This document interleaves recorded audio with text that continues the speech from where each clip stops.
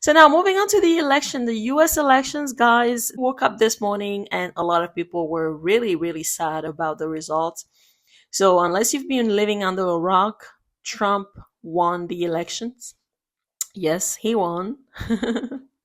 People like to call him as the orange man, so we're just going to use it loosely. We mean nothing by that, and it's not being racist or anything. But Trump won the elections. And honestly, people could say whatever they want about this guy. Not that we support Trump or Harris or none of it. Like, we have no parts in anything. But Trump is definitely a fighter. If there's something that we could commend in this race, it's his fighting abilities. Trump was, remember, he's a felon, hiring prostitutes and paying them using non-personal funds, allegedly. He has some pending cases too. Like, it's not all over yet, but he's been allowed to actually present himself as a candidate and being elected as a president. So he's definitely a first for a lot of people. Definitely setting the example for other people that will find themselves in the same situations as him, as a felon and whatnot, and But let's talk about the elections itself. It seems like he really, really fought hard in the sense that he actually won the heart of the deep, deep, deep core of America, which is the blue collars, literally. Michigan voted for Trump. What do you think they voted for Trump? Michigan is known as the automobile state. For a very long time, it hasn't been as such. A lot of people have seen themselves, out of job, no money to survive. They're working, tough jobs and like factory jobs, Amazon or whatnot. People would love to go back to those glorious days where they were making good money, working for a company that they love. And so, yeah, Michigan voted for Trump. PA, Pennsylvania, they voted for Trump. Again, blue collar, heavy. And we think Kamala Harris did not win the election because she forgot about her core, the deep core of the United States. That whole debate about immigrants and immigration, that's not cutting it because those immigrants are not even capable of voting for you just yet. Those brand new immigrants, they don't have the citizenship to vote for you. It's a lost cause. You have to cater to those that have their citizenship to vote for you. Those are the ones you should be focusing on. And it seems like she forgot about those blue collars, which is the core of America. And, there's also the fact that Biden did not really help Kamala Harris like that with that comment, that last comment he made, like maybe 2 or 3 days in the race, where Biden said something about, Trump being a garbage. And Trump, as you know him, he ran with it. He came to a rally. He showed up in a garbage truck, and that even pleased his camp even more. Insane. So, take a listen. We're not gonna mumble as much, but take a listen to Trump's some snippet of Trump's victory speech. Go there. Look what happened. Is this crazy? Incredible movement.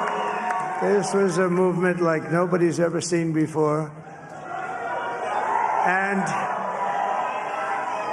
frankly, this was, I believe, the greatest political movement of all time. There's never been anything like this in this country and maybe beyond. And now it's going to reach a new level of importance because we're going to help our country heal. We're going to help our country heal. We have a country that needs help, and it needs help very badly. We're going to fix our borders. We're going to fix everything about our country. And we made history for a reason tonight, and the reason is going to be just that. We overcame obstacles that nobody thought possible, and it is now clear that we've achieved the most incredible political thing. Look what happened. Is this crazy? We are now winning in Michigan, Arizona, Nevada, and Alaska, which would result in us carrying at least 315 electoral votes.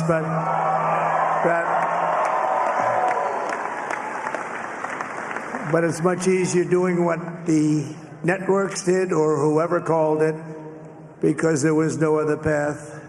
There was no other path to victory. We also have won the popular vote. That was great. Very proud of that.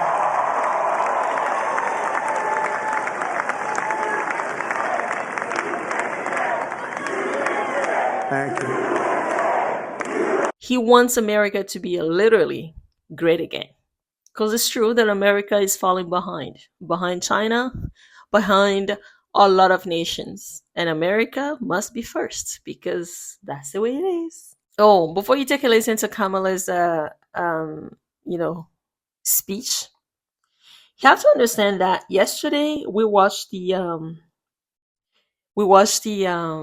election night, and then we fell asleep, and then we watched it again later, like around like 2 a.m. or 3 a.m. Kamala, when she lost, she did not concede. She did not come in front of the people of HU, Howard University, and spoken. And people are joking about the fact that she went to bed. Was she that disappointed that she didn't win? That's why she didn't show up to even say hi, bye to the crowd. The crowd that came there specifically just to see her win, to see her fight for them, for their rights, you know? And we thought that was a bad taste. That was a truly bad taste. Kamala could have come up and said, listen, I'm gonna make you brief, but I will make a lengthier speech the next day. But thank you so much for showing up. Thank you for everything you've done. Blah blah blah. Thank you to the team. Blah blah blah. Whatever. And speak some positivity and acknowledge also, and kind of wish Donald Trump's give him a congratulations. To show that you're not a sore loser. But instead, Kamala Harris showed that she was a sore loser. Sorry to say that. But yeah, she should have said something and not left people hanging and only addressed the people, the good people of America, the ones that voted for her, only the next day. They deserve better than that. So take a listen to Kamala's, speech, just bits and pieces of it. Our family, I love you so very much. To President Biden and Dr. Biden, thank you for your faith and support. To Governor Walz and the Walz family, I know your service to our nation will continue. And to my extraordinary team, to the volunteers who gave so much of themselves, to the poll workers and the local election officials, I thank you all. Look, I am so proud of the race we ran and the way we ran it.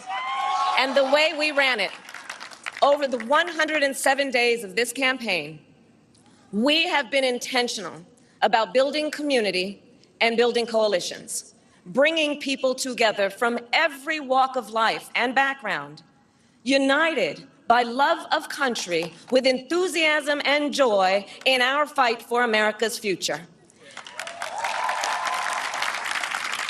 And we did it with the knowledge that we all have so much more in common than what separates us. Now, I know folks are feeling and experiencing a range of emotions right now. I get it. But we must accept the results of this election. Earlier today, I spoke with President-elect Trump and congratulated him on his victory. I also told him that we will help him and his team with their transition, and that we will engage in a peaceful transfer of power.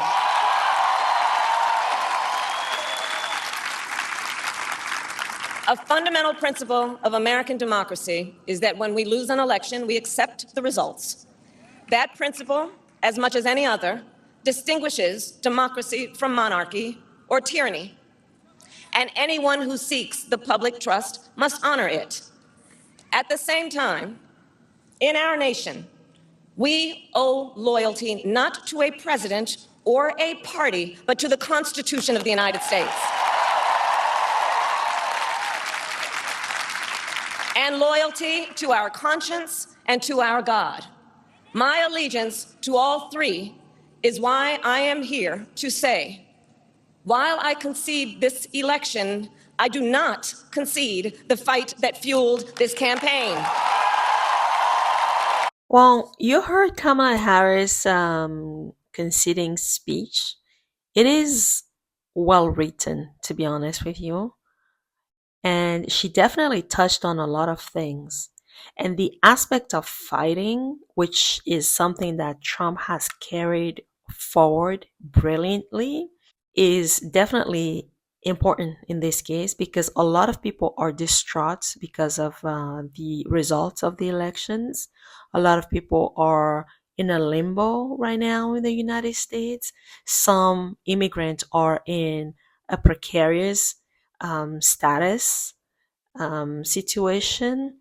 And so, to everyone, it is very important. Anytime you feel weak, anytime you feel in a moment of despair, we think it might help to go back to Kamala Harris' speech, conceding speech, because in it she definitely empowers people. She definitely gives a, a a sprinkle of hope to people to not be desperate, to not really give up, to really fight and carry on and be the light basically in the dark is her message, which is, it's a great advice because there's nothing any citizen can do.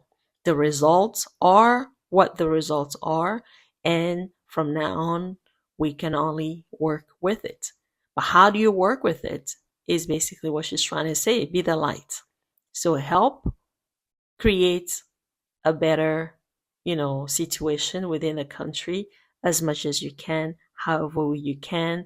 Anybody that's in power should definitely be able to do that as well if they care about the Constitution.